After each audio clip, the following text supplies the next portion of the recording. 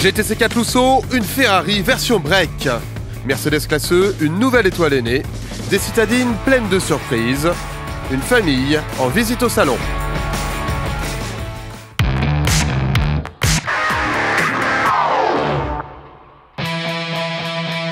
Événement sur le stand Ferrari à Genève en première mondiale, voici un nouveau cheval cabré. La Ferrari GTC4 Lusso est la remplaçante de la FF, une Ferrari à partager. Lusso, c'est un peu le break familial, 4 places de la Scuderia pour partir très vite en vacances. La GTC4, ça reprend le design break de chasse de la FF. Donc on reste sur un esprit d'une Ferrari qui est très polyvalente, avec la possibilité de s'installer avec 4 adultes et de partir en voyage avec tous les bagages. Le V12 Atmo 6 litres 3 est boosté à 690 chevaux, 0 à 100 3 secondes 4, vitesse de pointe 335 km/h. Pour contrôler sa fougue, Ferrari innove, les 4 roues motrices sont aussi directrices. Mais la Lusso sait aussi séduire. 80% des parties extérieures ont été modifiées. On s'inspire de la 330 GTC avec ses ouïes que vous pouvez voir sur les ailes. Et on est revenu à cette génération d'optique pour l'arrière, les fameux 4 phares à l'arrière des voitures. La GTC4 Lusso est une rivale de taille pour la Porsche Panamera. 280 000 €, c'est le prix pour conduire le break le plus rapide du monde.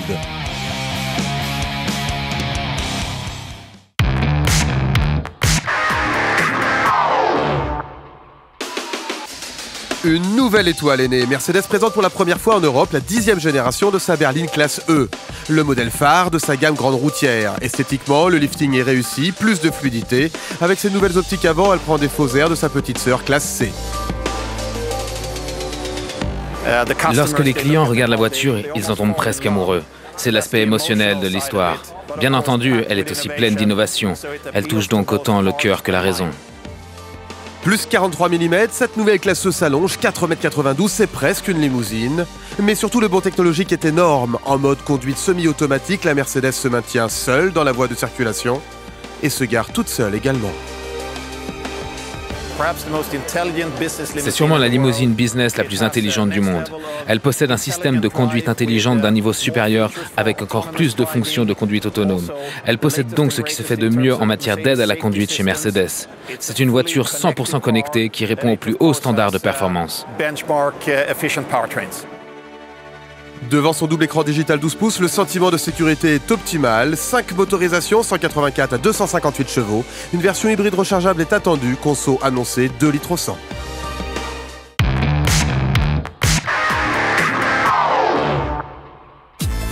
Des citadines dans tous les états, les petites nous réservent bien des surprises. Bibi est un petit cabrio français tout électrique pour rider sur la plage. On a un véhicule qui fait 660 kg complet. Donc avec 10 kW, on peut faire 100 km et on charge en 4h30 sur une prise classique. On roule quand même assez vite. Dans 90 km/h, les chevaux au vent, c'est assez sympa.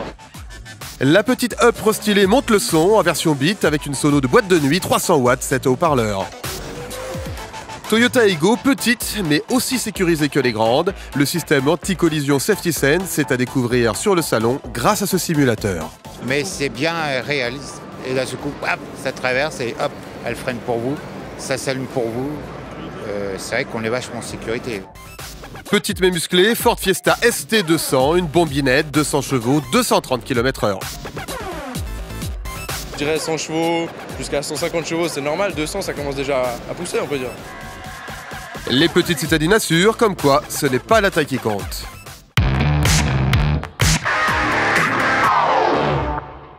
Bienvenue au 86e Salon de l'Auto. Je suis là avec la famille Inauen de Bauma près de Rapperswil. Nous avons ici quelques hommes qui sont des fans de voitures. C'est pour cela qu'on est venu.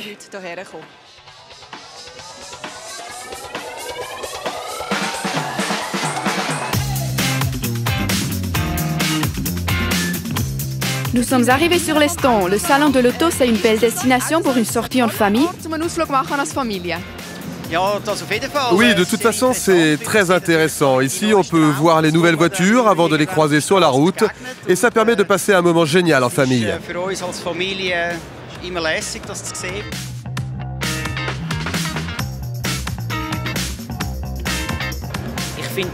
Je le trouve méga beau, tout simplement. Et c'est chez Skoda actuellement le seul SUV, sauf le Yeti qui date déjà un peu. Celui-ci, c'est le nouveau.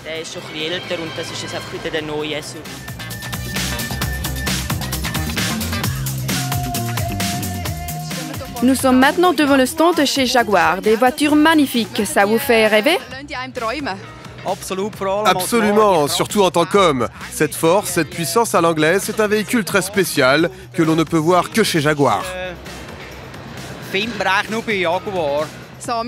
Alors, avant de laisser la famille Inauen, quelles seront vos prochaines étapes? Je pense Ford est tout proche, on va aller les voir. Nous vous souhaitons une journée inoubliable au Salon de l'Auto.